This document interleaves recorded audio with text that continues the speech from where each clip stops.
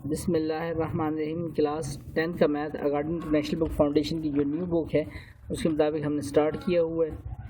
Exercise 7.5 आज के lecture में हम कंप्लीट करने की कोशिश करेंगे। 7.5 बहुत इंपॉर्टेंट एक्सरसाइज है इस चैप्टर की। क्वेश्चन को अच्छे से देखना है और कुछ चीज़ क्लियर ना हुई हो तो आपने कमेंट करके क्वेश्चन पहले ज़रूर पूछ लेना है। तो क्वेश्चन स्टार्ट करते हैं। प्रीवियस लेक्चर में हमने कंप्लीट कर ली थी। आज के लेक्चर में हम एक्सरसाइज 6.5 को शुरू करेंगे जो बहुत इंपॉर्टेंट एक्सरसाइज है इस चैप्टर की। स्टेटमेंट क्वेश्चन बेसिकली इसमें from a point, question number 1 को स्टार्ट करते हैं। क्वेश्चन नंबर 1 लिखा है from a point at a distance of 20 metres from a tree. यानी आपने इस क्वेश्चन को करते हैं सवाल को समझना, क्योंकि हमने इसमें डायग्राम बनानी है, उससे हमारी काफ़ी आसानी हो जाएगी क्वेश्चन को सॉल्व करते। क्वेश्चन बहुत बड़े नहीं है लेकिन ट्रिकी हैं, समझने हैं। डायग्राम पर ध्यान रखना, ठीक है, और स्टेटमेंट पर ध्यान रखना। From a point at a distance of 20 metre M for metre from a tree. एक दरख्त है जिससे एक पॉइंट है, वो कितने मीटर डिस्टेंस पर है, फासले पर 20 मीटर के फासले पर। Angle of elevation, angle of elevation अभी मैं काफ़ी पर आपको बताऊँ, जब हम किसी चीज़ को नीचे से ऊपर की तरफ देखते हैं तो उसको एंगल ऑफ एलिवेशन कहा जाता है। और डिप्रेशन जब हम ऊपर से किसी चीज़ को नीचे की तरफ देखते हैं, ऊंचाई से नीचे की तरफ देखते हैं तो उसको डिप्रेशन कहा जाता है। यहाँ पर एंगल ऑफ एलिवेशन है of tree. Angle of elevation यानी उस पॉइंट से अगर देखा जाए ट्री की तरफ तो वहाँ पर एंगल ऑफ एलिवेशन बनता है that is 30 degree. Find the height of the tree, दरख्त की हाइट हमने फाइंड करनी है। क्वेश्चन स्टार्ट करते हैं। क्वेश्चन नंबर 1 को 6.5 का पहला क्वेश्चन है हमारा, ठीक है। 6.5 का पहला क्वेश्चन, तो क्वेश्चन स्टार्ट करते हैं। इन्फॉर्मेशन हमने सारी पढ़ ली। क्वेश्चन में लिखा हुआ डिस्टेंस फाइंड करनी, find the height of the tree. तो सबसे पहले मैं आपको डायग्राम से समझा देता हूँ। हमारे पास एक दरख्त नहीं बनाना, बस उसके लिए हमने एक वर्टिकल सीधी लाइन बना लेनी है, ठीक है। आप कहेंगे सर दरख्त रेडीमेड भी होते हैं, हमने यहाँ पर अज्यूम करना है दरख्त बिल्कुल परपेंडिकुलर, बिल्कुल डेड स्ट्रेट है, ठीक है। इस चीज़ का ध्यान रखना है आपने।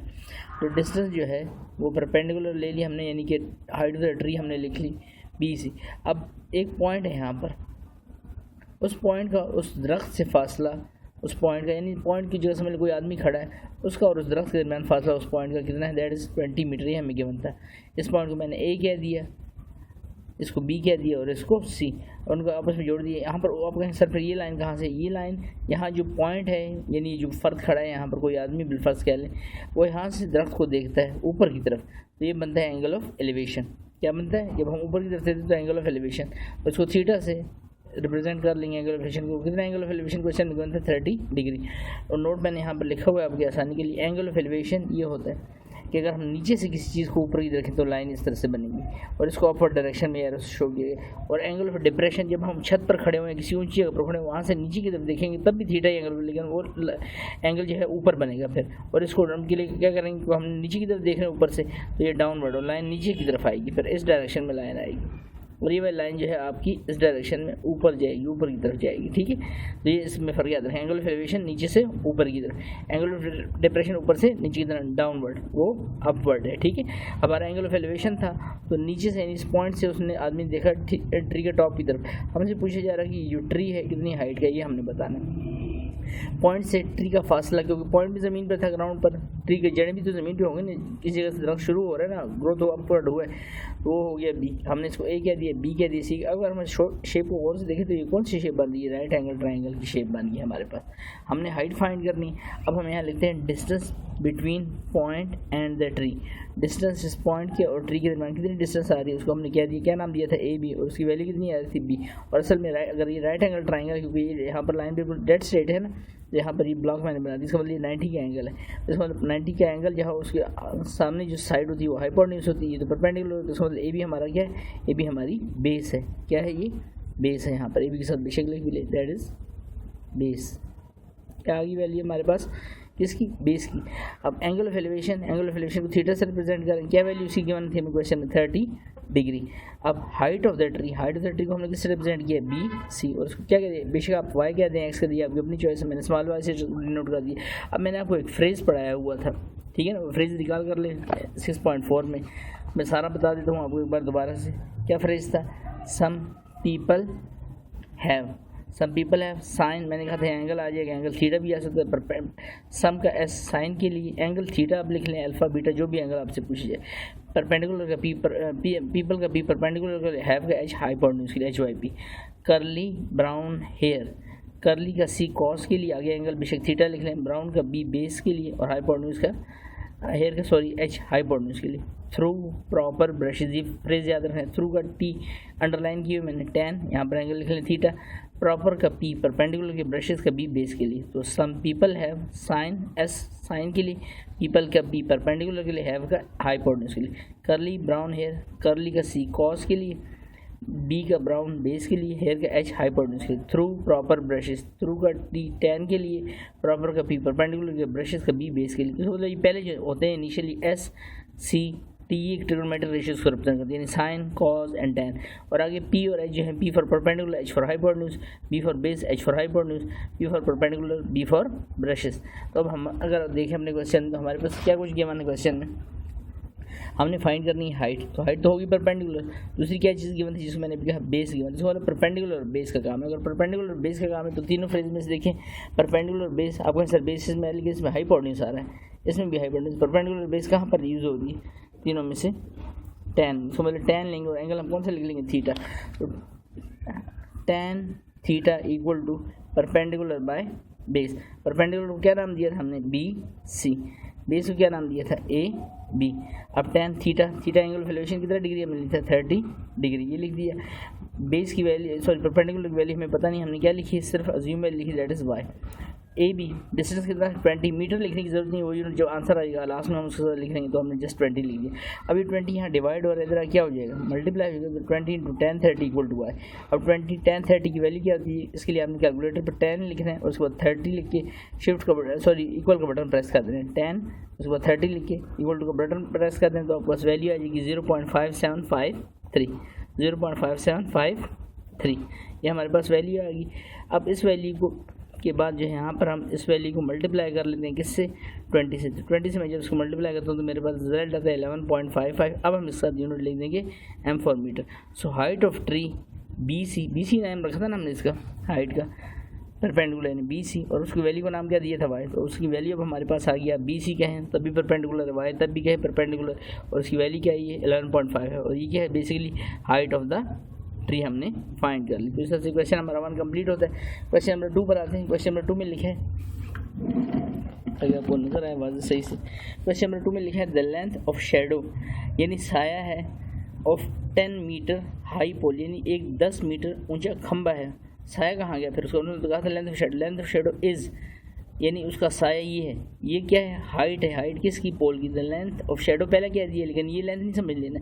द लेंथ ऑफ शेडो साया की लंबाई ऑफ किसके, 10 मीटर हाई पोल, 10 मीटर ऊंचे खंबे की, मतलब पोल की यानी खंबे की जो हाइट है वो 10 मीटर है, इज इक्वल टू, यानी उसका जो लेंथ ऑफ शेडो है वो कितना है, 10√3।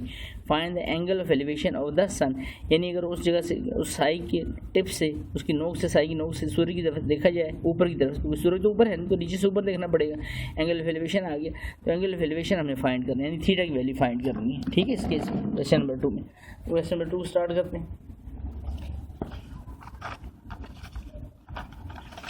क्वेश्चन नंबर 2 में लिखा है, सबसे पहले हमारे पास एक पोल है जिसकी हाइट कितनी है, हाइट कितनी नज़र आ रही है आपको, पोल की हाइट ऑफ द पोल कितनी हाइट है, 10 मीटर। तो उसमें मैंने 10 मीटर क्या दिया, एक स्ट्रेट लाइन लगा दी, अभी नाम नहीं लिखते इस पर। फिर लेंथ ऑफ द शेडो, यानी ये खंबा है तो उसका लाजिम बात साया कहाँ पर पड़ेगा, ज़मीन पे पड़ेगा, उसकी जो लेंथ है शेडो की वो क्या थी, 10√3।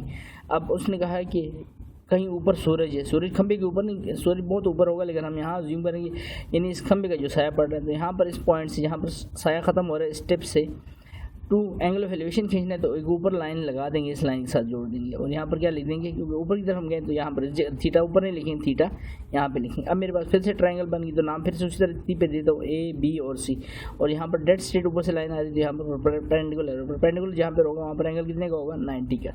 तो ये तो इन्फॉर्मेशन हमने वो कर ली, डायग्राम बना ली। फाइंड हमने क्या करना है, एंगल ऑफ एलिवेशन यानी थीटा फाइंड करें, मैंने एक क्वेश्चन मार्क लिखा है उसके।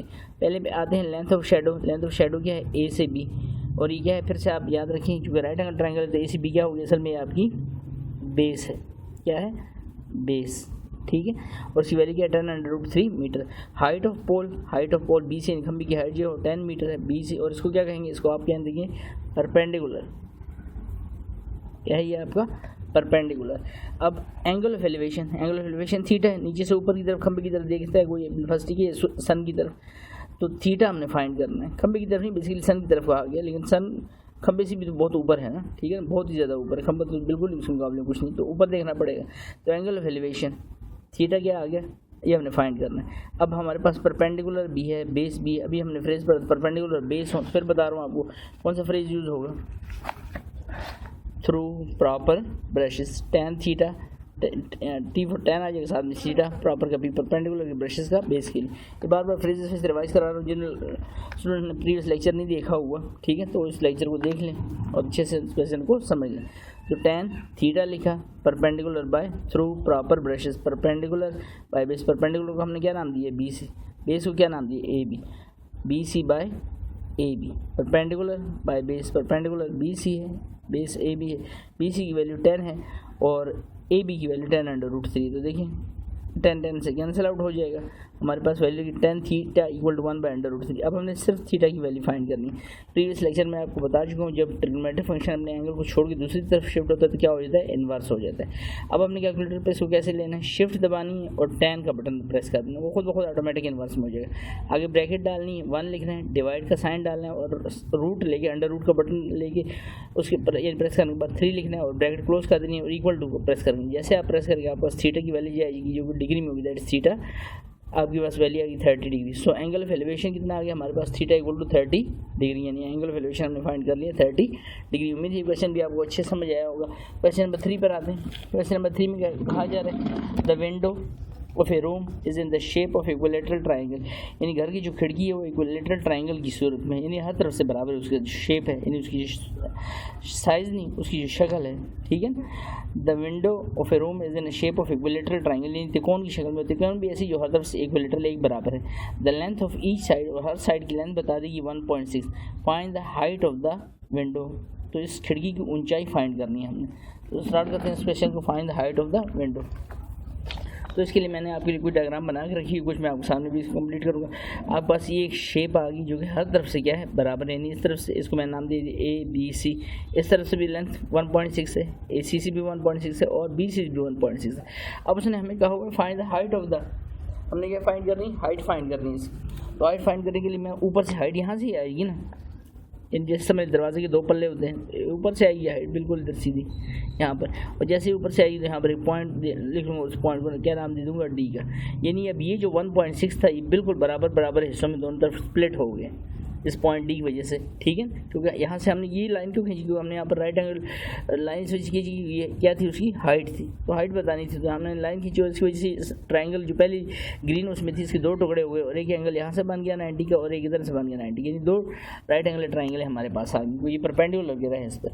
अब हम इसकी को बताते हैं सारे मामले को। तो first draw a perpendicular bisector. Perpendicular bisector वो होता है जो कि लाइन को बिल्कुल बराबर में क्या करते हैं, दोनों तरफ से तोड़ देता है, यानी इक्वल उसमें।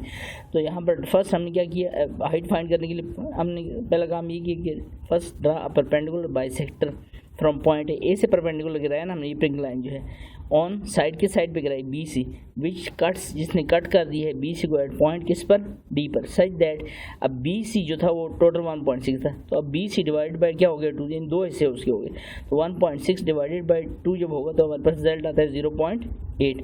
तो याद रखें अब यहाँ पर भी 0.8 है इस तरफ पे, अब 1.6 नहीं, 1.6 मैंने नहीं लिखा था, वो टोटल ग्रीन लाइन थी, लेकिन अभी क्या हो गया 0.8 यहाँ से भी और 0.8 यहाँ से भी, और एक ट्रायंगल राइट एंगल ट्रायंगल मेरे पास बन रही ए डी बी, एक बन रही ए डी सी, और इन दोनों को यूज़ करेंगे, दोनों में से किसी को यूज़ करना हमारे पास वैल्यू निकल आएगी, ठीक है। दोनों में से जिसमें दोनों को यूज़ करने की किसी को यूज़ करने। Now there are 2 right angle triangle namely A D B और ए डी सी। आप किसी एक को भी यूज़ कर, consider any one of them, किसी एक को यूज़ कर लें, ए डी बी को या ए डी सी को, आप इजीली वैल्यू फाइंड कर लेंगे किसकी, हाइट ऑफ द विंडो, जिस मर्जी को यूज़ कर लें। मैंने यहाँ पर कौन सी ले ली, here we take right angle triangle A D B, A D B, A D B मैंने ली, आप चाहें तो ए डी सी ले सकते हैं, उससे कोई फर्क नहीं पड़ेगा। तो ए डी बी पे आता है तो हाइपोटेन्यूज क्या आ रहा है, हाइपोटेन्यूज राइट एंगल के सामने जो साइड होती है वो हाइपोटेन्यूज होती है, तो ए बी क्या आ गया इसका, ए बी हमारे पास आ गया 1.6 मीटर। अब बी से डी आपकी बेस है, याद रखिए ये हाइपोटेन्यूज है तो ये परपेंडिकुलर हो गया, बी से डी, तो बेस हमारे पास क्या आ गई, बेस हमारे पास आ गई बी डी की वैल्यू क्या आ गई 0.8। अब ये हाइट है, हाइट बेसिकली क्या है, हाइट ऑफ द विंडो हमने फाइंड करनी थी ना, ये वाली से बी डी से डी तो आ गया बेस। अब हाइट फाइंड करनी, तो हाइट क्या थी ए से डी तो हाइट लिख लिया मैंने, साथ आपको बता दिया बेसिकली क्या है, ये परपेंडिकुलर है, ये वाला हिस्सा जो है। बेस क्या थी यहाँ से, क्योंकि मैं ये ट्राइंगल ले रहा हूँ ए डी बी, तो राइट एंगल इस डब्बे के सामने जो साइड होगी वो हाइपोटेन्यूज होगी, तो हाइपोटेन्यूज बता दिया। नाम क्या था उसका ए बी, और वैल्यू क्या है 1.6। फिर हमने परपेंडिकुलर लिया यानी हाइट ए डी नाम रखा, उसकी वैल्यू नहीं है हमारे पास, उस वैल्यू क्या नाम देते हैं हम यहाँ पर, इसको क्या कहते हैं, इसको हम वाई कहते हैं। ये इस ट्राइंगल में भी वाई होगी, अगर आप ये वाली लेंगे तब भी इसका नाम वाई रहेगा, ठीक है। तो उसको हमने वाई क्या दिया यहाँ पर ए डी, और बेस क्या थी बी से डी, बी से डी बेस है इसकी, तो बी से डी बेस है, तो मेरे पास वैल्यू क्या है बी से डी, और उसकी वैल्यू अब याद 1.6 नहीं स्प्लिट होगी, दो हिस्सों में बराबर है, इसमें 0.8 एंड 0.8, क्योंकि परपेंडिकुलर बाइसेक्टर लाइन को बराबर हिस्सों में, मैंने आपको परपेंडिकुलर भी बाइसेक्ट करा, बाइसेक्टर दो बराबर इवन स्टीवन हिस्सों में, ठीक है। यहाँ लिखवाया था आपको विच cuts perpendicular bisector mean which will cut the line into two equal parts, 0.8 इधर आया 0.8 इधर गया, ठीक है, इन दो साइडों पर। अब हमारे पास बेस की वैल्यू पे आ गई, हाइट हाइपोटेन्यूज की वैल्यू पे हाइट हमने फाइंड करनी है, तो हमें एंगल की इसमें कोई ज़रूरत नहीं, क्योंकि हमारे पास दो साइडें हैं और ट्राइंगल कौन सी है, राइट एंगल ट्राइंगल है। तो हम इस पर कौन सा थ्योरम लगा सकते हैं, Pythagoras theorem. Now by Pythagoras theorem hypotenuse का स्क्वायर इक्वल टू बेस का स्क्वायर प्लस परपेंडिकुलर का स्क्वायर। तो हाइपोटेन्यूज की वैल्यू क्या है आपकी, ये लिखा था hypotenuse H Y P, hypotenuse की वैल्यू क्या 1.6, तो मैंने 1.6 लिख लिया, और उस पर स्क्वायर। बेस की वैल्यू क्या थी 0.8 लिखी हुई, यहाँ पे भी लिखी हुई है, डायग्राम से भी आप देख सकते हैं 0.8, तो 0.8 उस पर भी स्क्वायर। परपेंडिकुलर की वैल्यू क्या थी, परपेंडिकुलर की वैल्यू डायग्राम से देख लें वाई है, और यहाँ पर हाइट में भी हमने क्या लिखा हुआ था ए डी इक्वल टू इसके वाई के, ए डी था ना ये यहाँ से यहाँ तक, तो इसको वाई क्या दी। अब 1.6 का स्क्वायर 2.56 हो जाएगा, 0.8 का स्क्वायर 0.64 होगा प्लस वाई स्क्वायर। अब 0.64 इसको मैं शिफ्ट करता हूँ राइट से लेफ्ट की तरफ, तो माइनस हो जाएगी वैल्यू, तो 2.56 minus 0.64 equal to Y square, तो इसमें से माइनस कर वैल्यू क्या हो जाएगी, वैल्यू हो जाएगी हमारे पास यहाँ पर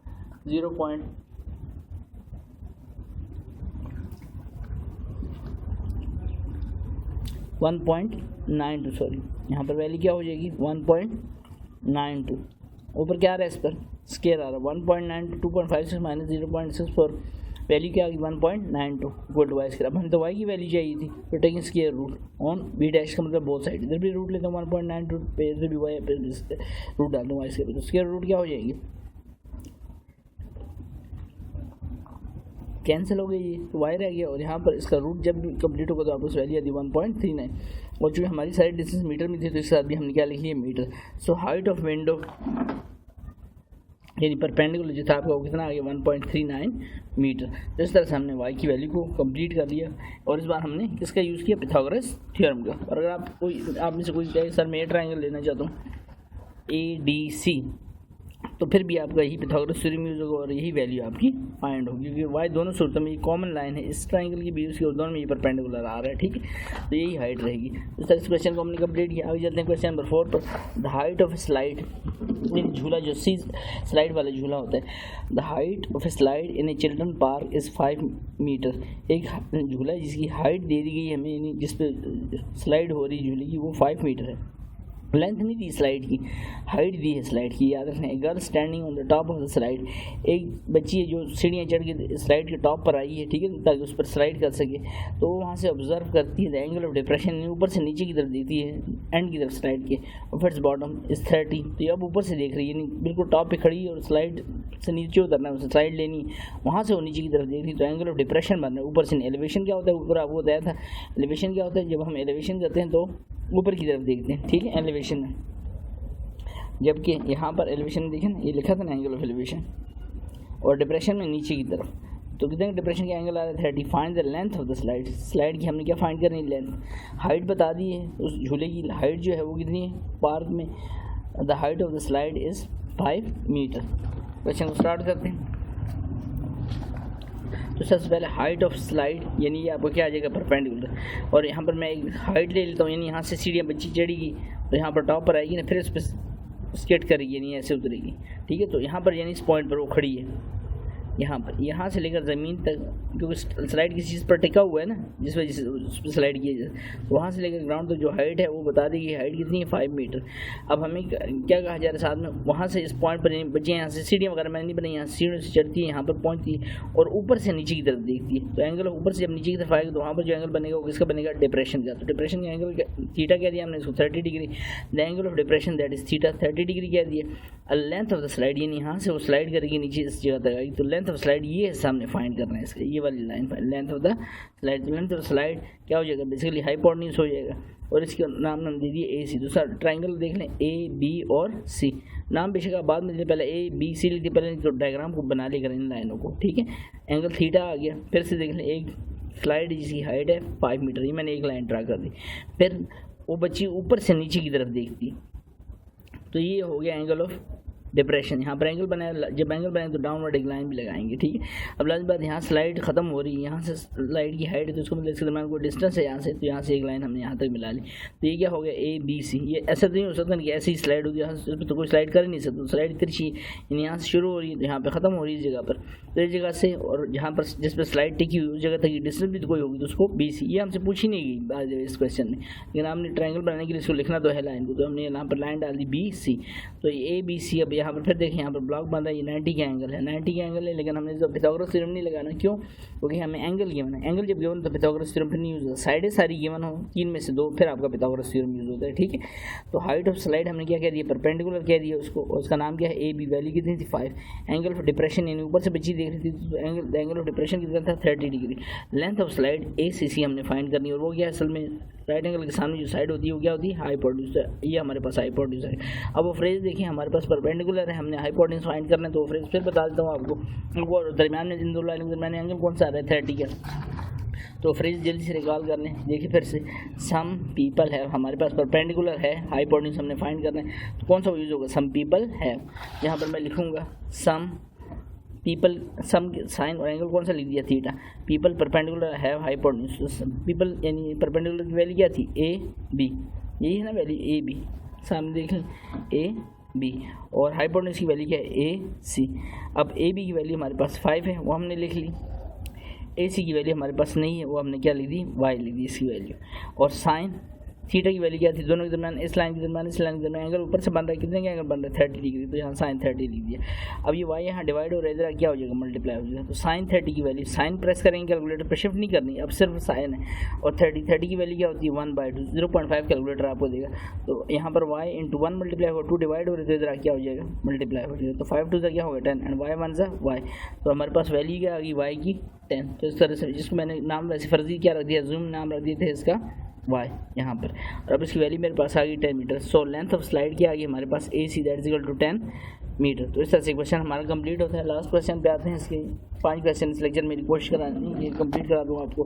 तो देखिए यहाँ लिखा है, इस क्वेश्चन को ध्यान से पढ़ने, ये क्वेश्चन थोड़ा सा लेंथी है। 2 pillars of equal height, 2 pillars हैं दोनों इक्वल हाइट के हैं, stand on the either side of the road, यानी सड़क के दोनों किनारों पर 2 पिलर हैं, दोनों इक्वल हाइट के हैं, विच इज़ 20 मीटर वाइड, और जो सड़क है वो चौड़ी है कितनी 120 metre. At a point on the road, अब ये जो पॉइंट है ना ऑन द रोड, उसने क्या बिटवीन दरमियान में, यहाँ से स्टूडेंट गलती करते हैं, वो समझिए कि सेंटर में ये पॉइंट नहीं, सेंटर में नहीं है। देखिए ये पेन है मेरे पास, ये मैंने ये रखा और ये मैंने दूसरा पेन रखा। अब आपको कहूँ ये दरमियान में ढकना आ रहा है, ठीक है ना, तो ये जो है सेंटर में तो नहीं, बिटवीन है, दोनों पेनों के दरमियान आ रहा है। अगर उसने मिड में कहा होता बिल्कुल दरमियान में दोनों की, तो फिर मैं कहता कि बिल्कुल हाँ दरमियान मिड में है, ठीक है। तो फिर अगर मिड का लफ्ज़ यूज़ करते हैं, सेंटर का यूज़ करते, फिर दरमियान में, उसने जस्ट बिटवीन का है, तो बिटवीन से स्टूडेंट गलत हो जाएंगे इस क्वेश्चन में। तो बिटवीन का मतलब जस्ट पॉइंट लेना है रोड पर, eight a point on the road between pillars के दरमियान। सेंटर का नहीं कहा गया, मिड का नहीं कहा, तो बिल्कुल रोड के सेंटर में नहीं लेना पॉइंट, ये इस चीज़ का ध्यान रखना है आपने। The angle of elevation of the pillars, एक पिलर की तरफ देखें तो एंगल बनता है 60 डिग्री का, एक पिलर की तरफ देखें तो 30 का। अगर ये मिड में होता तो दोनों का एंगल सेम होता, एक इक्वल एंगल, तो इससे पता चलता है कि दोनों के एंगल सेम, यानी वो पॉइंट दरमियान में नहीं है।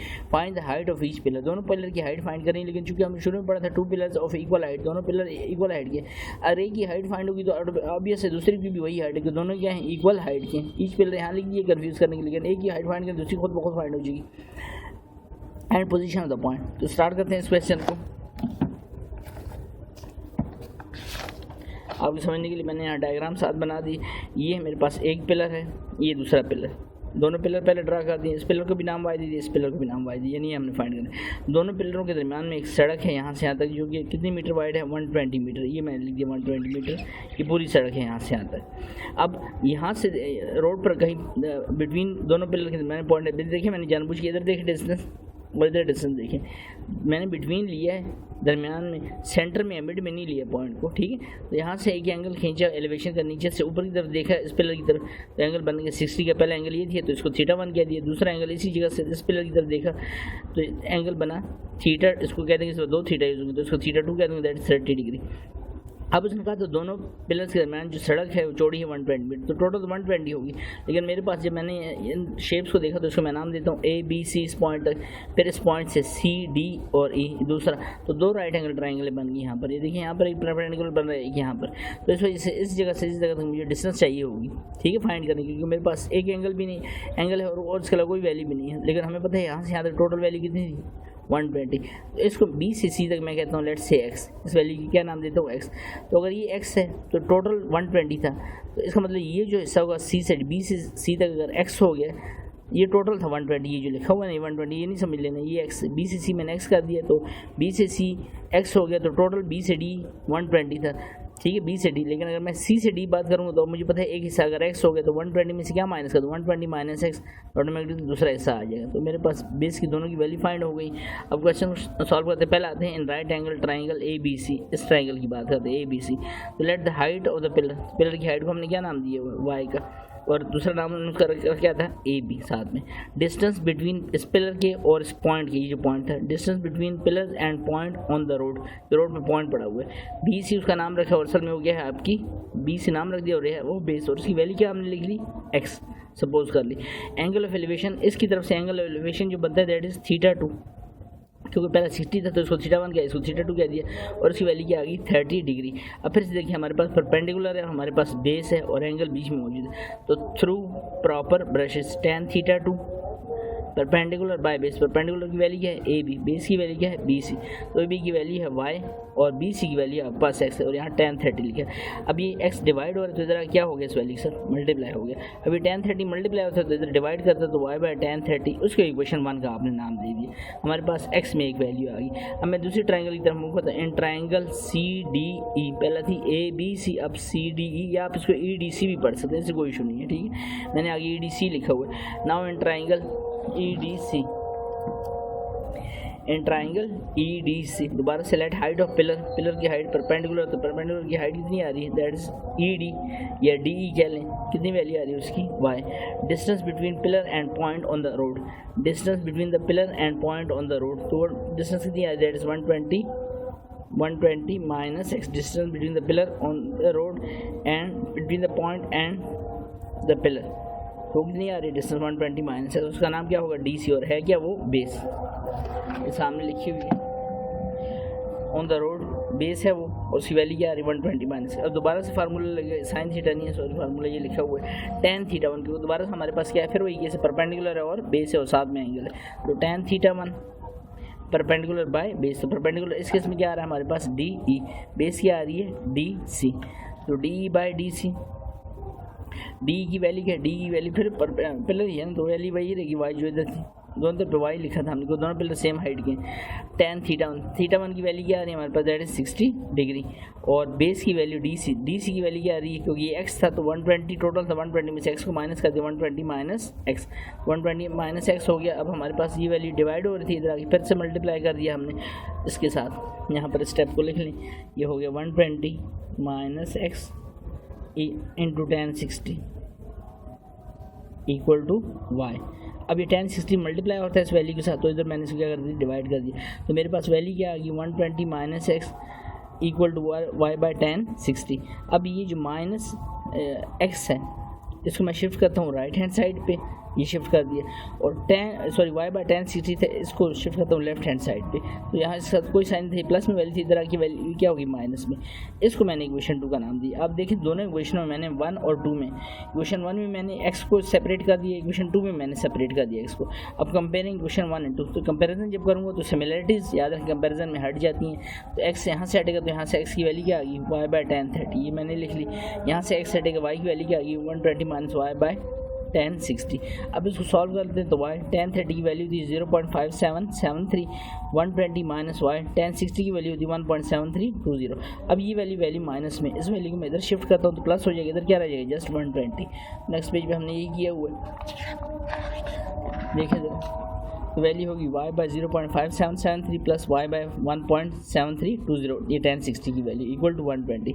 अब अगर आपको इनके एलसीएम लें तो दोनों वैल्यूज़ को आपस में मल्टीप्लाई करते हैं, हमारे पास रिजल्ट आता है 0.999 और 1.7320 मल्टीप्लाई होगा y से, 0.5773 मल्टीप्लाई होगा y से, क्योंकि दोनों वैल्यूज एलसीएम में आई हैं, दोनों को मल्टीप्लाई किए तो इनकी वैल्यूज अब क्रॉस मल्टीप्लाई होंगी और साथ में इसकी भी क्या आ जाएगा y और इसकी भी y आ गया, डिवाइड बाई 0.99। इनको वैल्यूज़ को ऐड करता हूँ क्योंकि दोनों के साथ y आ रहा है 1.7320 y प्लस 0.5773 y, तो ये ऐड हुई तो वैल्यू बनी 2.309 y और ये 0.999 डिवाइड हो रहा था, इधर आके डिवाइड होता है 120 के साथ क्या हो गया मल्टीप्लाई, तो 120 मल्टीप्लाई बाई 0.999 वैल्यू आ जाती है 119.88 और यहाँ पर जब हमने इनको एक्यूमुलेट किया प्लस किया तो हमारे पास रिजल्ट है 2.309। अब हमने y की वैल्यू फाइंड करनी, तो ये वैल्यू मल्टीप्लाई हो रही, इधर आके क्या होगी डिवाइड होगी, तो 119.88 डिवाइड बाई 2.309, जब हमने इसको डिवाइड किया तो हमारे पास आंसर आता है 51.9 मीटर। लेकिन चूँकि 9 मीटर आया तो इसको अगर मैं राउंड ऑफ करके लिखूँ तो राउंड ऑफ करके इसको लिखा जाए तो टोटल आंसर क्या हो जाता है 52।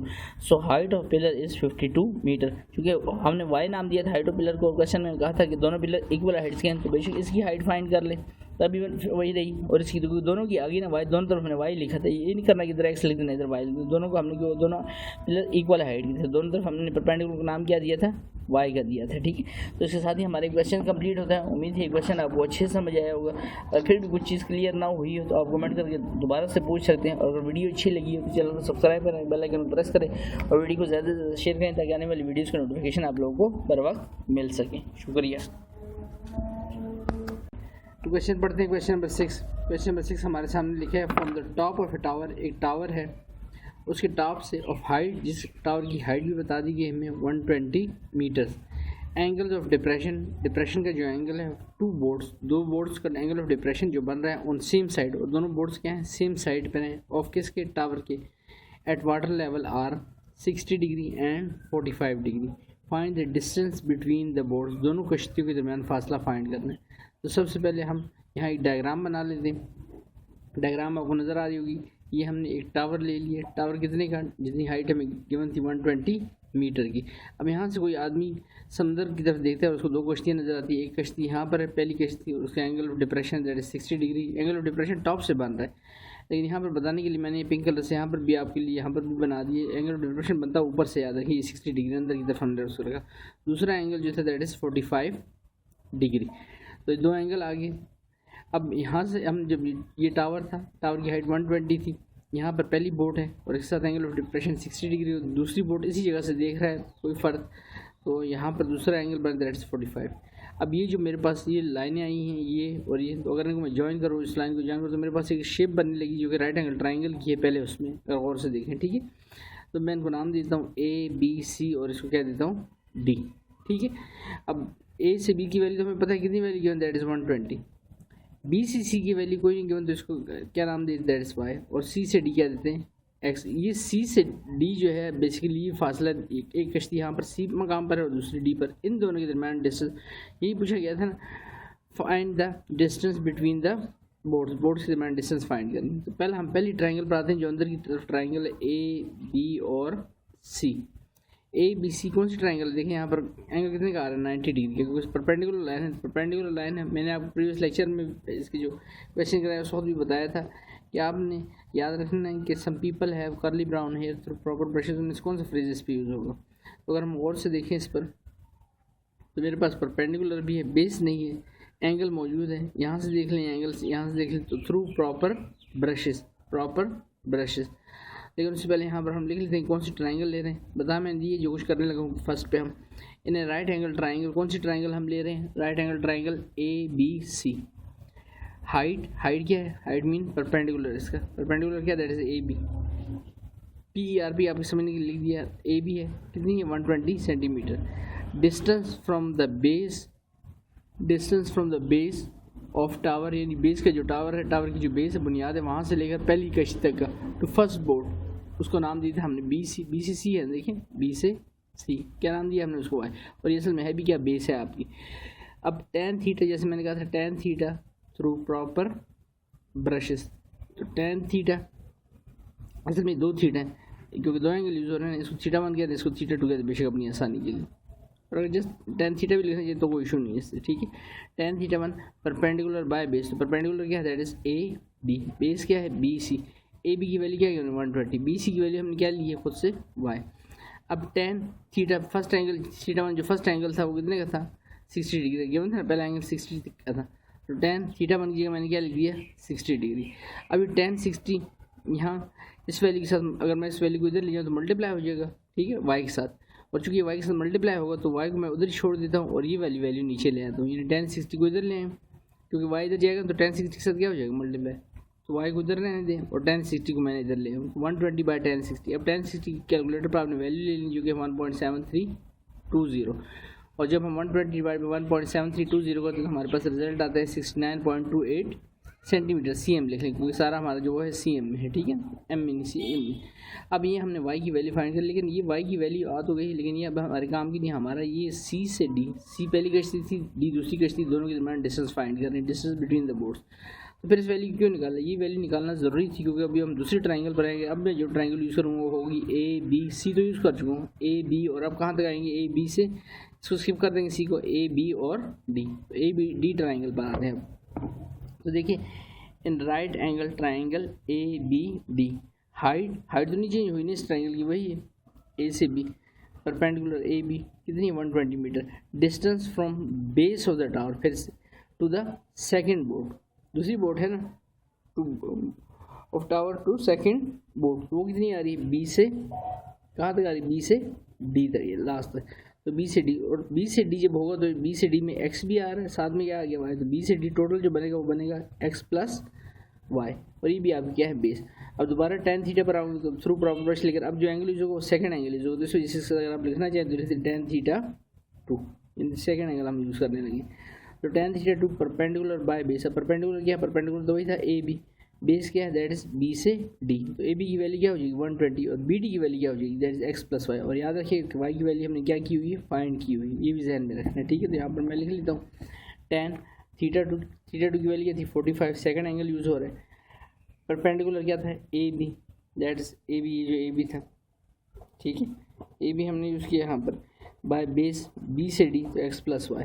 अब वही काम एक्स प्लस वाई डिवाइड हो रहे थे 1045 के साथ मल्टीप्लाई होगा, और 1045 क्योंकि वैल्यू मल्टीप्लाई होगी 1045 यहाँ अगर क्या हो जाएगा डिवाइड 120 बाई 1045 की वैल्यू क्या होती है 1, कैलकुलेटर पर चेक कर सकते हैं आप इसको, यही काम किया मैंने यहाँ पर देख सकते हैं आप, X plus Y equal to 120 by 1045, तो 1045 जस्ट 1 होता है, तो हमारे पास 120 बाई 1 लिखने की जरूरत नहीं, क्या रहेगी वैल्यू 120 एक्स प्लस वाई, इसको कोई इक्वेशन का नाम दे दे। अब याद रखें पुट वाई की वैल्यू जो हमने ट्राइंगल ए बी सी में भी फाइंड की, जो मैंने आपको बताई भी थी 69.28, तो पुटिंग वाई इक्वल टू 69.28 इस इक्वेशन को जिसको हमने 1 का नाम दिया, इसमें वाई की जगह पर ये वैल्यू रिप्लेस कर देते हैं, एक्स प्लस 69.28 इक्वल टू किसके आ रहा है 120 की, तो 69.28 है, इसको हमने राइट साइड की तरफ शिफ्ट कर तो वैल्यू माइनस हो जाएगी, तो 120 में 69.8 माइनस कर दें तो रिजल्ट बैठता है 50.72, और x की वैल्यू होगी, और x कौन सी वैल्यू थी, x वो डिस्टेंस थी लिखा भी है, सो the distance between the board is 50.72 centimetre या मीटर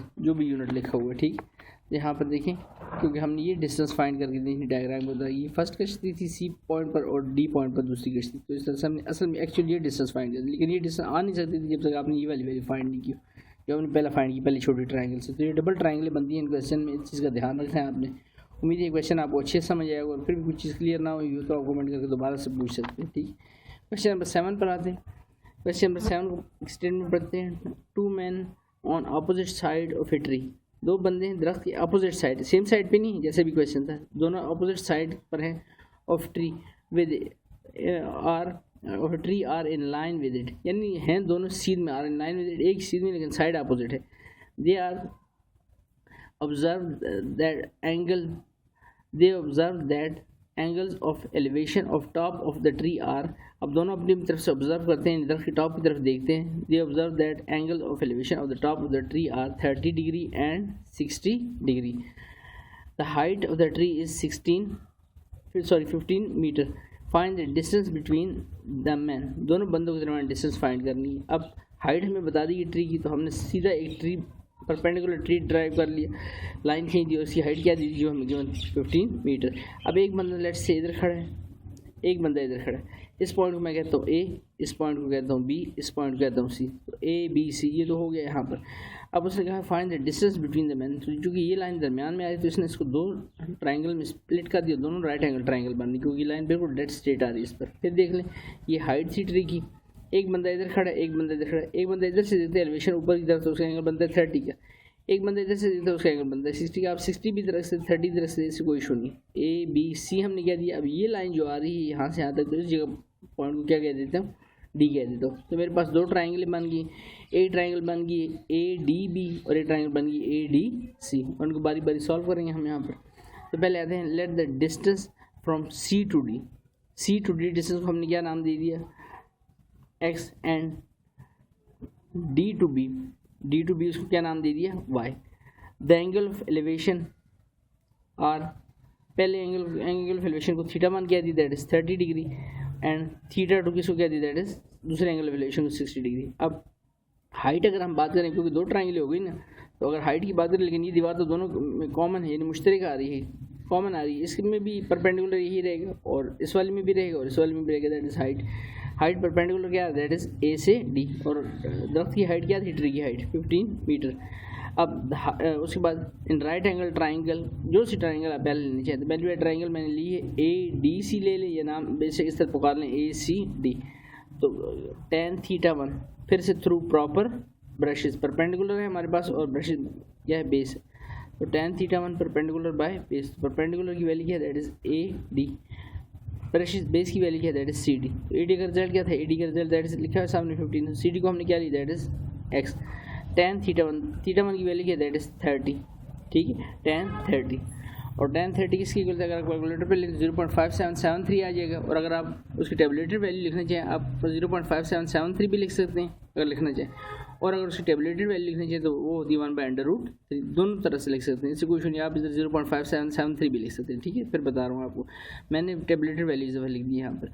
अभी एक्स डिवाइड हो रहा है, x1 से मल्टीप्लाई हो गया, √3 डिवाइड होता है 15 के साथ क्या हो गया, मल्टीप्लाई हो गया, तो हमारे पास वैल्यू बनी 15 √3। अब √3 लिया गया, 3 का अंडर रूट लें और उसके साथ किसके साथ मल्टीप्लाई करने, 15 के साथ मल्टीप्लाई कर ली, तो हमारे पास जो रिजल्ट आया एक्स दैट इज 25.98, और अगर उसको राउंड ऑफ करके लिखूँ तो क्या हो जाएगा, दैट इज 26। अगर राउंड ऑफ करके लीजिए होल नंबर में लीजिए, और अगर आप पॉइंट में जोड़ने जाते तब भी बिल्कुल ठीक है, ठीक है, इससे कोई इशू नहीं है। अब दूसरी ट्राइंगल पे आते हैं, राइट एंगल ट्राइंगल, दूसरी ट्राइंगल क्या बनेगी, A D B, A D B दूसरी ट्राइंगल जो बनी है, right angle triangle A D B या फिर ए बी डी। तो उसके बाद वही बात फिर से tan theta 2 perpendicular by base, क्योंकि यही है, ये परपेंडिकुलर हो गया बाय बेस, बेस क्या हो जाएगी बी डी, तो A D by B D कह लें या डी बी कह लें, perpendicular by base A D by B D. तो ए डी की वैल्यू क्या थी, हाइट क्या थी दरख्त की 15, और बी डी हमने क्या लिया हुआ यहाँ, बी डी हमने लिया हुआ वाई।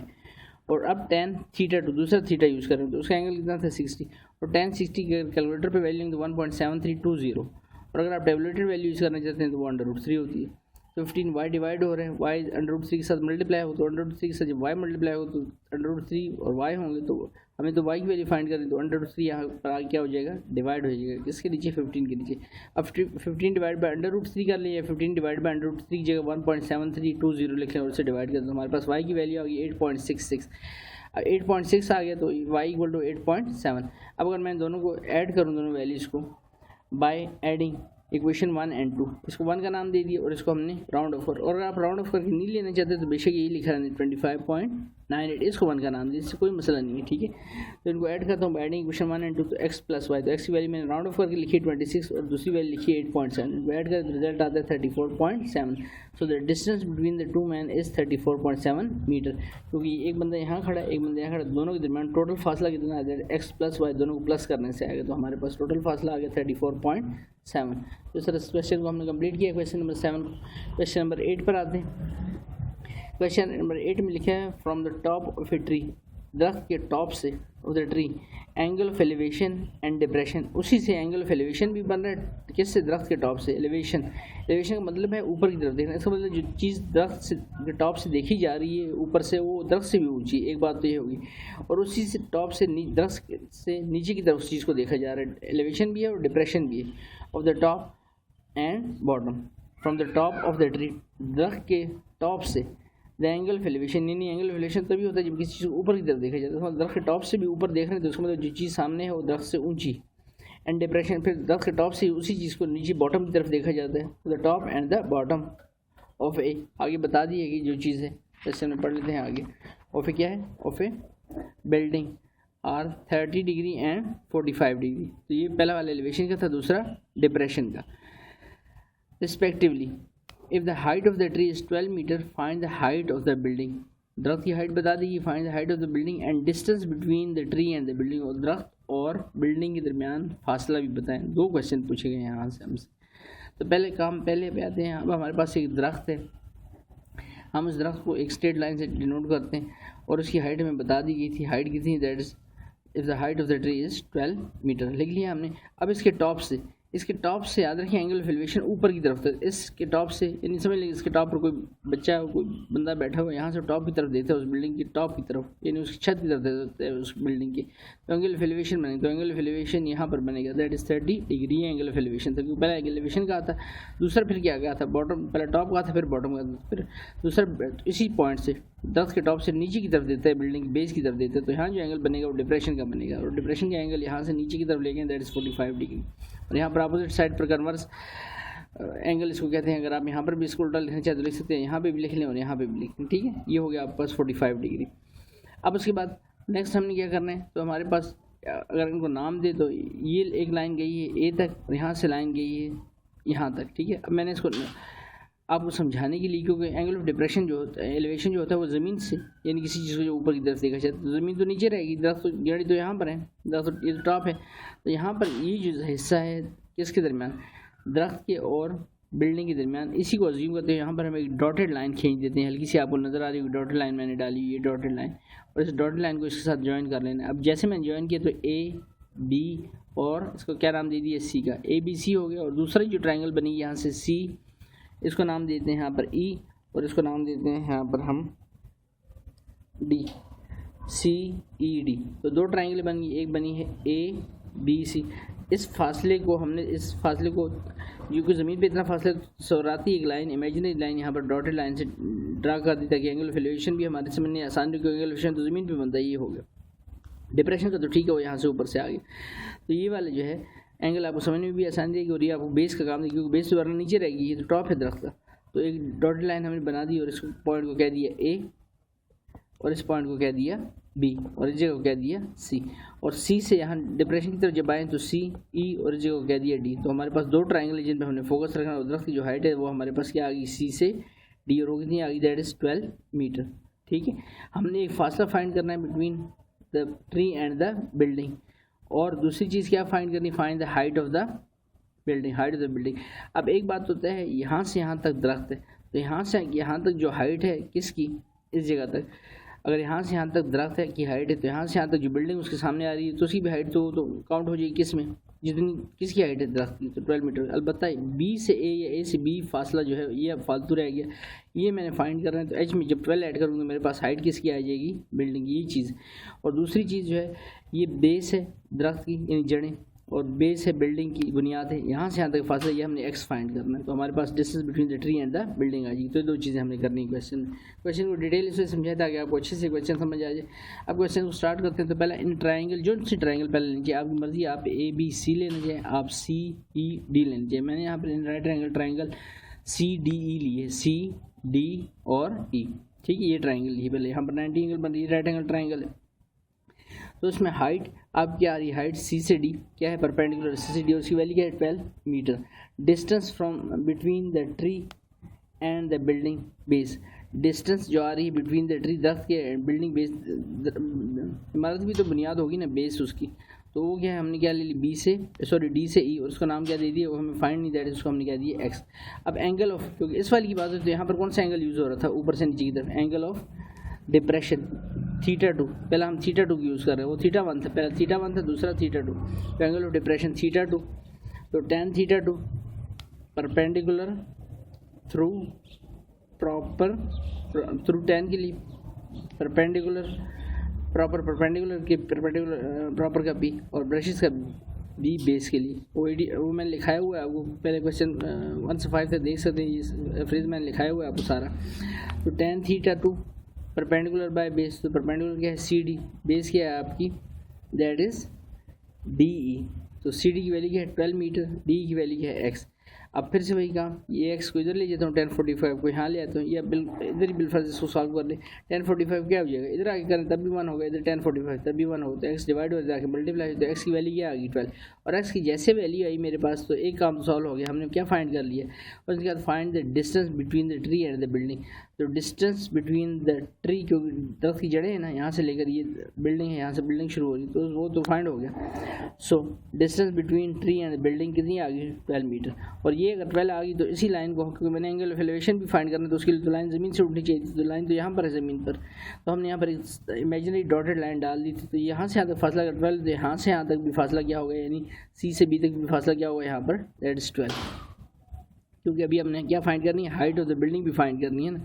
फाइंड द, क्या लिखा था यहाँ पर, find the height of the building, पहला क्वेश्चन अभी रहता है। अब दूसरे ट्राइंगल पे आते हैं, in right angle triangle ABC, तो फिर से height of portion of building, यानी जो पोर्शन हम ले रहे हैं, अब कौन सी ट्राइंगल ले रहे हैं सिर्फ याद रखिए कौन सी, ABC, तो सारी हाइट नहीं ले रहे, सिर्फ AB ले रहे यहाँ पर, इसी वजह से मैंने वर्ड यूज़ किया हाइट ऑफ पोर्शन, यानी वो हिस्सा जो हम ले रहे हैं बिल्डिंग का, तो वो क्या हो जाएगा A से B, वो परपेंडिकुलर हो जाएगा A से B वाला पोर्शन, A से B, क्या आपको सही से नजर आए, A से B, और इसकी हाइट क्या है H ली है हमने यहाँ पर मैंने H लिख दिया। इन right angle triangle ABC, height of portion of building perpendicular है, नाम उसका क्या है, दैट इज A से B, और उसकी वैल्यू क्या है, दैट इज इसके इक्वल, दैट इज H के इक्वल। ठीक हो गया यहाँ तक। आगे distance between the tree and the building, base है BC, और उसकी वैल्यू भी हम फाइंड कर चुके हैं, क्या वैल्यू फाइंड चुके हैं 12। अगर यहाँ पर DE में 12 है, तो यहाँ पर इसी लाइन को ऊपर ले जाएं, तो B से C या C से B, वो भी क्या हो गई, पिंक कलर से मैंने ली, दैट इज वो भी 12 है आपके पास। ठीक है, अब एंगल ऑफ दूसरा क्या था, एंगल ऑफ एलिवेशन, तो θ1 था, तो θ1 कितना आ रहा था हमारे पास, दैट इज 30 डिग्री। तो फिर से tan θ1 perpendicular by base, perpendicular क्या है, परपेंडिकुलर हमारे पास दैट इज A से B, ये परपेंडिकुलर, बेस क्या है इसकी C से B, ये B से C, तो H बाय क्या हो जाएगा, H बाय 12, क्योंकि AB की वैल्यू H है, बाय B की वैल्यू हमें पता है BC, 12 आ गई चुकी है वैल्यू, ये वाली जो हम फाइंड किया अभी हमने इसको, तो बाय 12, और tan θ1 एंगल ऑफ एलिवेशन, पहला जो एंगल था, पहला एंगल कितना था हमारा, दैट इज 30 डिग्री, यहाँ पर मैंने लीजिए tan 30। अब ये 12 डिवाइड हो रहा है, तो tan 30 के साथ मल्टीप्लाई होगा, और tan 30 के कैलकुलेटर पर वैल्यू लें तो वैल्यू आती है 0.5773। 12 डिवाइड होता है तो मल्टीप्लाई होगा, और साथ ही मैंने 10 की वैल्यू प्रेस कर दी, क्या आ गया मेरे पास, H आ गया, इसको 12 से मल्टीप्लाई करते तो हमारे पास H की वैल्यू आ जाएगी। अब H की वैल्यू आ गई, H की वैल्यू आ गई, लेकिन ये हाइट नहीं आई, क्योंकि हाइट तो बिल्डिंग की आदत हिस्सा तो दरख्त में आ गया था 12, ये वाला हिस्सा कहाँ से कहाँ तक, B से E तक, और अभी कौन सा है A से B, तो इसको ऐड करेंगे A से B प्लस B से E, तो A से B कितना है अभी जो फाइंड किया H, इसमें ऐड अप कर देंगे कौन सा B से, तो हमारे पास किसकी हाइट आ जाएगी, क्योंकि लिखा था find the height of the building, तो बिल्डिंग की हाइट आ जाएगी हमारे पास। तो यही करते हैं यहाँ पर द हाइट ऑफ बिल्डिंग के लिए, क्योंकि AE है ना, A से E है, A से E बनेगा कैसे, AB प्लस BE, तो यहाँ पर मैंने लिखा है the actual height of building is A equal to AB plus BE, तो AB की वैल्यू क्या थी H, B की वैल्यू हमने फाइंड कर चुकी, दैट इज वो तो गिवन थी, क्योंकि दरख्त के सामने जितनी हाइट थी उतनी बिल्डिंग की भी उस जगह तक हाइट थी, उस साइड तक जहाँ तक दरख्त था उस तक पहुँच रहा था, वो तो 12 थी, वो तो हमने लिख ली थी। B अभी हमने फाइंड किया, B की वैल्यू क्या है यहाँ पर, AB की वैल्यू क्या, दैट इज H, B की वैल्यू तो गिवन है, AB की वैल्यू H थी, और H की वैल्यू भी हमने फाइंड किया, क्या फाइंड किया 6.9242 प्लस 12, इसमें ऐड कर दे तो हमारे पास AE यानी A से E हाइट आ जाती है किसकी, बिल्डिंग की, तो the height of the building is 18.942 metre and distance between tree and building is, जो पहले फाइंड कर चुके थे, दैट इज 12 मीटर। तो इस क्वेश्चन को हमने कंप्लीट किया।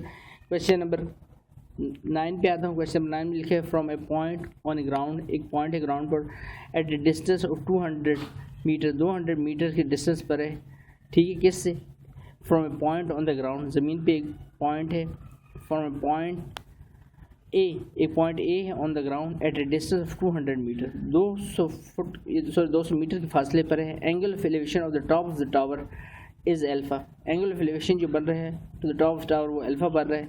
देयर इज़ अनदर पॉइंट, एक और पॉइंट है B 80 metre near to the tower, ये इसके मुकाबले में टावर के 80 मीटर नज़दीक है पहले पॉइंट के मुकाबले। That makes an angle of, और ये जो एंगल बना रहा है elevation of the top of the tower B is, उसको नाम दिया that is beta. If tan alpha, जब tan अल्फ़ा की value given that is 2/5, find the height of the tower, height of the tower find करनी है and value of beta, और beta की value find करनी। तो दो काम करने हैं, बहुत इंपॉर्टेंट क्वेश्चन है, फिर से देख लें। फ्रॉम ए पॉइंट ए, एक पॉइंट है ऑन द ग्राउंड ज़मीन पर at a distance of 200 metre, लाजमी बात इसका डिस्टेंस 200 मीटर किससे, टावर से। टावर की आगे बात की ना, angle of elevation of the top of tower is tan alpha, angle of elevation इस वैल्यू नहीं दी बल्कि क्या कह दी, जस्ट अल्फा कह दिया। देयर इज़ अनदर पॉइंट, एक और पॉइंट पड़ा हुआ है बी, लेकिन वो बी जो है एक निस्बत टावर के 80 मीटर नज़दीक है, 80 मीटर नियर है to the tower. The angle of elevation, अगर इसकी तरफ से एंगल ऑफ एलिवेशन देखा जाए to the top of the tower from B is, तो वो बनता है बीटा। इफ़ tan अल्फा, जबकि tan अल्फा की पूरी वैल्यू दे दी that's 2/5, find height of the tower and value of beta, और बीटा की वैल्यू फाइंड करनी। अब सबसे पहला काम हम डायग्राम को देखते हैं कि डायग्राम इस क्या बनेगी। यहाँ पर हमारे पास वो टावर है, लेट्स से ये वो टावर है, उसकी हाइट हमने फाइंड करनी, लिखा हुआ है यहाँ पर find the height of the tower. तो टावर की हाइट नहीं की, ये मैंने एक सीधी लाइन डाल दी, ये टावर हो गया। अब पहला पॉइंट जो था वो ये लिखा है, ए लिख दिया हमने यहाँ पर। पहला पॉइंट क्या लिख दिया यहाँ पर हमने, ए, ये हमारा पहला पॉइंट आ गया। अब ये पहला पॉइंट जो है कितना दूर था टावर से, गिवन था ना, from a point A on the ground distance of 200 metre, यानी इसका फासला जो है मैंने पहले कह दिया टावर से, तो ये मैंने नीचे लाइन लगा दी, यहाँ से यहाँ तक जो फासला दैट इज़ 200 मीटर टोटल, ए से लेकर यहाँ तक इस जगह तक। अभी इसको सी का नाम ना दे, इस पॉइंट को सिर्फ एक बुक में चूँकि लिखा था क्वेश्चन में, तो हमने इसको जिसको यही कह दिया। अब इसका एक और पॉइंट है बी, बी पीछे नहीं रखूँगा, ए से आगे रखूँगा, जो कि 80 मीटर नज़दीक है टावर के बनिस्बत किसके, पहले पॉइंट के। पहला पॉइंट 200 मीटर दूर था, ये 80 मीटर उसके मुकाबले में नज़दीक है किसके, टावर के। लिख लिया हमने इसको भी सही, यहाँ पर ये लिख लिया, यानी ये पॉइंट जो है ये वाला यहाँ से यहाँ तक फासला है वो 200 है, नीचे लिखा हुआ है मैंने, और बी जो है वो 80 मीटर नियर है बनिस्बत पहले पॉइंट, ठीक है। यहाँ तक की बात होगी। अब टोटल यहाँ ये बी पॉइंट है, ए से फासला, ये टावर की बेस है सी, इसको ये कह दिया, इसको मैंने सी कह दी बेस को। ए से अगर चलता हूँ सी बेस तक पहुँच तो 200 मीटर लगते हैं, लेकिन जो बी पॉइंट है वहाँ से चलूँगा क्योंकि उसने खुद कह दिया था क्वेश्चन में कि वो क्या है 80 मीटर नियर है, देखा था ना यहाँ पर बी, उधर अंदर point B near 80 metre near to the tower. तो अगर 200 है तो 80 उसमें से निकाल दें, तो उसका मतलब बी से सी तक का फासला असल में कितना होगा, दैट इज़ 120। 80 लिखने की ज़रूरत नहीं है यहाँ पर लिखना चाहें लिख, लेकिन 120 प्लस 80 करूँगा तो टोटल कितना हो जाएगा 200, और अगर लिख लें तो ज़्यादा बेहतर है, ठीक है। और लेकिन यहाँ जो फासला लिखना है वो 120 120 कैसे है, क्योंकि ये 80 मीटर नज़दीक है पहले के मुकाबले में, तो 200 में से 80 माइनस का तो दरमियानी क्या रहेगा, बी से सी का फासला दैट इज़ 120 मीटर, ठीक हो गया यहाँ तक। अब हम इसको नाम देते इस पॉइंट को, तो उसने ए कहा था, दूसरे पॉइंट को उसने खुद कहा था, एक पॉइंट ए है, दूसरा पॉइंट इसके मुकाबले में 80 मीटर नज़दीक है, इसको बी कह दिया, तो इस जगह मैं कहता हूँ सी, और इस पॉइंट को कहता हूँ डी।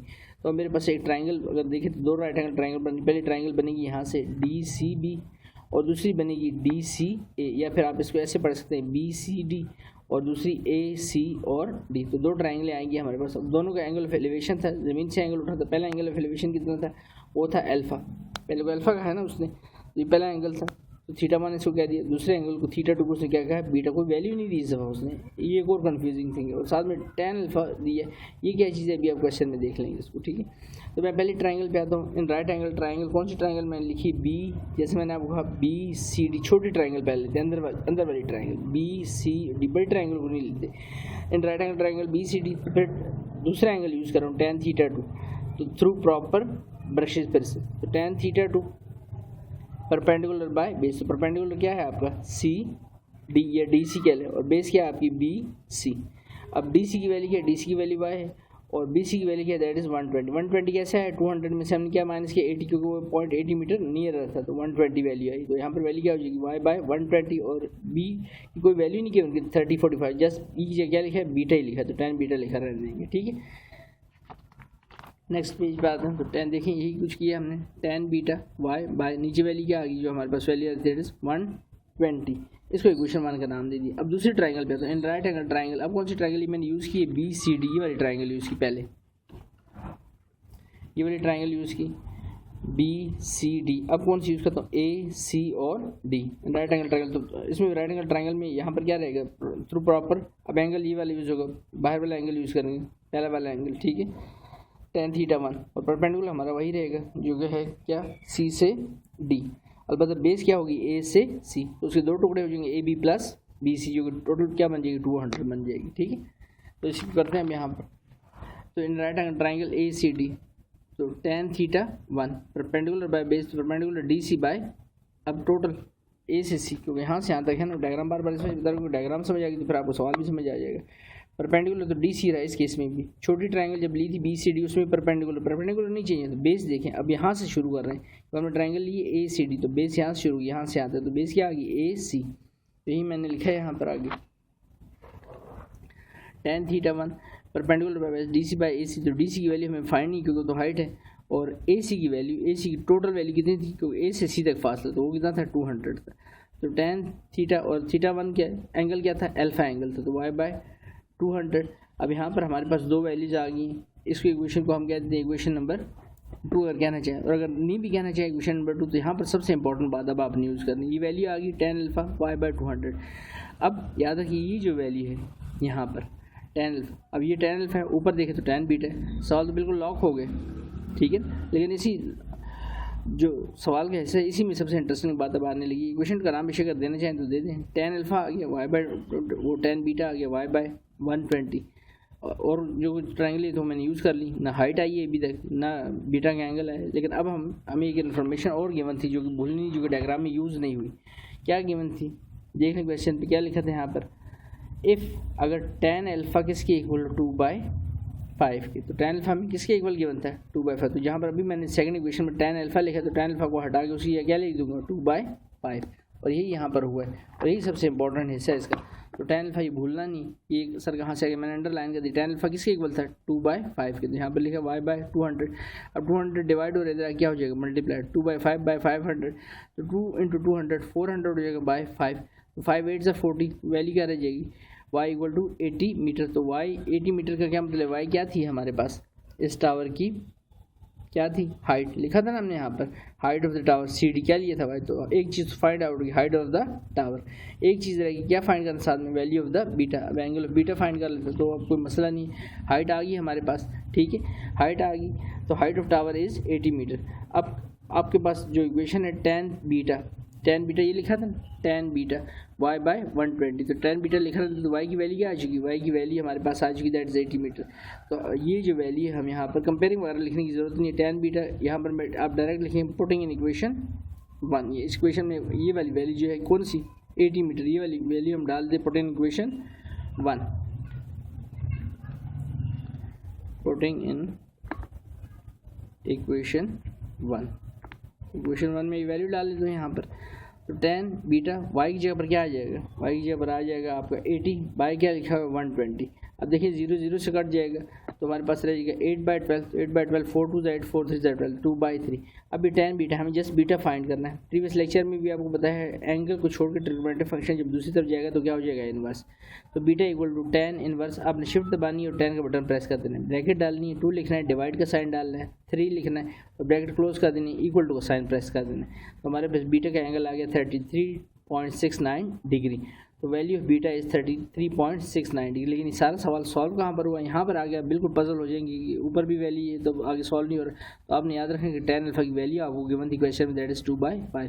तो इस तरह इस क्वेश्चन को हमने कंप्लीट किया। उम्मीद है ये क्वेश्चन काफ़ी इंपॉर्टेंट था, आपको अच्छे से समझ आएगा। लास्ट क्वेश्चन पे आते हैं, क्वेश्चन नंबर 10। लास्ट क्वेश्चन पे आते हैं, ये इस एक्सरसाइज का हमारा लास्ट क्वेश्चन है, question number 10। A boat moving away from A light house, एक कश्ती है जो कि लाइट हाउस से अवे दूर जा रही है और 206.6 मीटर हाई, क्या है ये लाइट हाउस की हाइट दे दी गई है हमें, और कश्ती से क्या जा रही है अवे दूर जा रही है। टेक्स 120 सेकंड, 120 सेकंड लगते हैं, या इसको यहाँ पर चेंज करके 2 मिनट भी आपको दिया जा सकता है। To change the angle of elevation of the top of the lighthouse from 60 degree to 45 degree, यानी जो एंगल ऑफ एलिवेशन है वो चेंज होता है 60 डिग्री से 45 डिग्री तक इन 120 second. Find the speed of the boat, तो बोट की हमने क्या बतानी है, स्पीड बतानी है, और कश्ती जो है वो लाइट हाउस से अवे दूर जा रही है, ठीक है। एंगल 60 से कितना हो गया 45, तो find the speed of the boat, काफ़ी इंपॉर्टेंट क्वेश्चन है, ठीक है। स्टार्ट करते हैं इसको। जैसे हम स्टेटमेंट हम क्वेश्चन की पढ़ के आ चुके हैं, हमें कहा गया एक लाइट हाउस है, ठीक है। ये लाइट हाउस यहाँ बना लेते हैं। लाइट हाउस क्या है, एक लाइट हाउस है हमारे सामने जिसकी हाइट है 206.6 मीटर, तो मैंने ए से बी स्ट्रेट लाइन लगा दी और 206.6 मीटर ये लाइट हाउस है।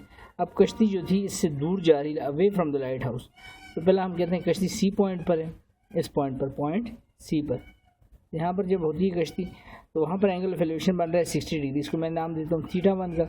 और फिर इससे आगे चलती है 2 मिनट और, यानी कि 120 सेकेंड, 60 + 60 कितना हो जाएगा 120, और मैं वैसे भी सेकंड ही दिए गए, तो सी पॉइंट से चलती है पॉइंट डी पर और 120 सेकेंड इसमें वक्त लगता है, तो एंगल ऑफ एलिवेशन चेंज हो जाता है 60 डिग्री से क्या हो जाता है 45 डिग्री, और इसको हम कहते हैं θ1 और इस एंगल को कहते हैं θ2।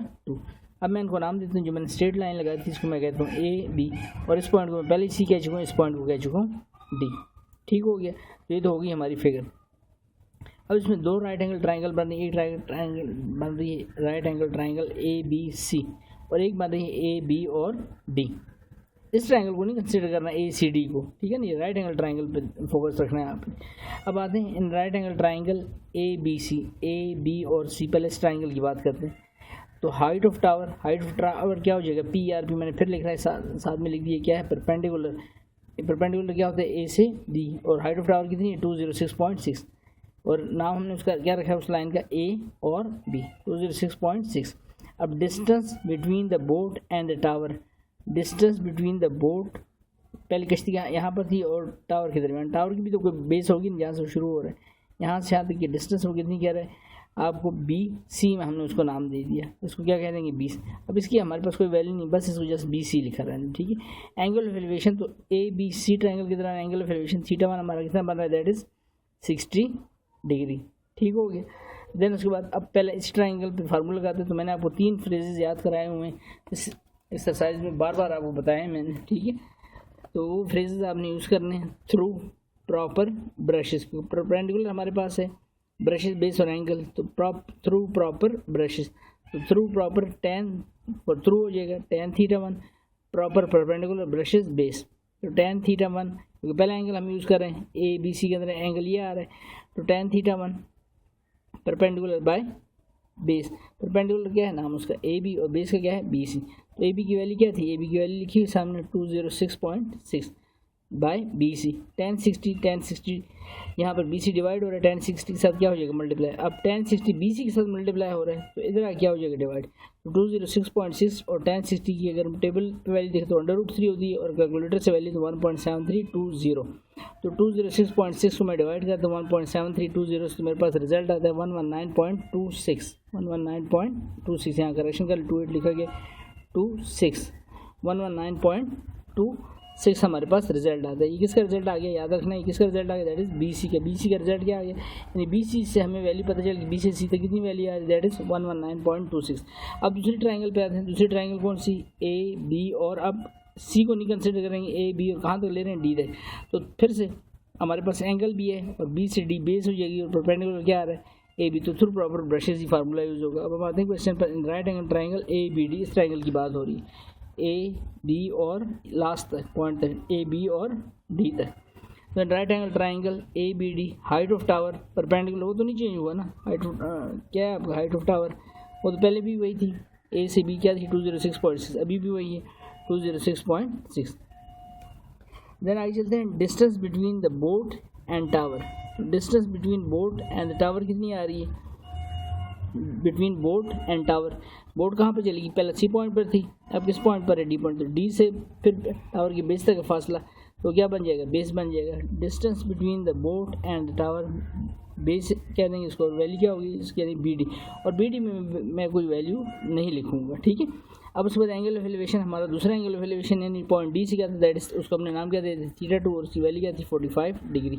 तो अब बात है tan θ2, tan θ2 तो tan theta two through proper brushes, तो प्रॉपर फिर से क्या आ रहा है आपको परपेंडिकुलर ए बी, ब्रशेस क्या है B D, perpendicular by base तो A B by B D. अब ए बी की वैल्यू क्या है, ए बी की वैल्यू हमारे पास है 206.6 और बी से डी की वैल्यू क्या है, बी से डी, ठीक है, इस चीज़ का ध्यान रखना है। बी से डी, सी से डी 120 सेकंड है, हमने असल में इस एरिया की डिस्टेंस फाइंड करनी है, इस एरिया के सी से डी तक 120 सेकंड लगे हैं। यहाँ पर उसकी स्पीड पूछ रहा है, तो स्पीड फाइंड करने के लिए हमें यहाँ पर इसकी डिस्टेंस फाइंड होनी चाहिए, किसके दरमियान, डी से सी के दरमियान। तो इसलिए हम पहले इसको फाइंड करेंगे। बी डी की वैल्यू कैसे फाइंड करेंगे वो देख लें ज़रा। tan theta two, tan theta two था, tan theta two angle theta two क्या था हमारे पास, डायग्राम में देख लें क्या है 42। यहाँ पर मैं लिखूँगा tan थीटा टू की 45 और ए बी परपेंडिकुलर था ना, यहाँ पर देखिए क्या लिखा था लास्ट पे, परपेंडिकुलर था A B by B D. तो ए बी की वैल्यू क्या है, डायग्राम होता है ए बी की वैल्यू है दैट इज 206.6 और नीचे जैसे मैंने कहा फुल लिख देंगे बी से, क्या लिखेंगे बी से डी पूरा कंप्लीट लिख दिया। अब यहाँ पर tan 45 वो थीटा टू 45 था, ए बी परपेंडिकुलर की वैल्यू 206.6 और डिवाइड में क्या लिखिए बी डी। अब बी डी tan 45 की वैल्यू आप कैलकुलेटर पे ले लें, वैल्यू क्या होती है tan 45 की वैल्यू थी 1, बी डी डिवाइड हो रहा है 1 के साथ मल्टीप्लाई 1 इंटू बी डी, तो वैल्यू क्या रहेगी B D equal to result क्या आ गया 206.6। अब बी डी का रिजल्ट मेरे पास आ गया। हमने कौन सी डिस्टेंस फाइंड करनी है, डी से सी कह लें या सी से डी कह लें, ये डिस्टेंस फाइंड कर रही है डी और सी। तो अगर मुझे बी से डी कंप्लीट पता चल गया, बी से डी कितनी वैल्यू आ रही है इसकी, बी से डी, बी से डी की अभी मैं डॉटेड लाइन आपकी लगाता हूँ, बी से डी इसके नीचे डॉटेड लाइन लगा देता हूँ हल्की हल्की, ये आपको बात पूरी तरह से क्लियर हो जाए।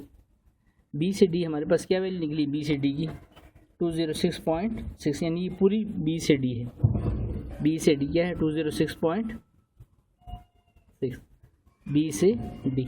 अब बी से डी फाइंड किया और दूसरा हमने क्या फाइंड किया था, बी से सी।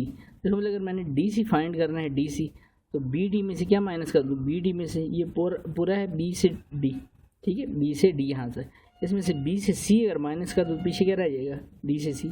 ये 120 सेकंड लिखें, ये डिस्टेंस नहीं लिखे, डिस्टेंस हमने यहाँ की फाइंड करनी है, डिस्टेंस इसकी इस जगह की डी से सी की। तो बी से डी कंप्लीट वैल्यू और बी से सी तक मैं इसमें से माइनस कर देता हूँ।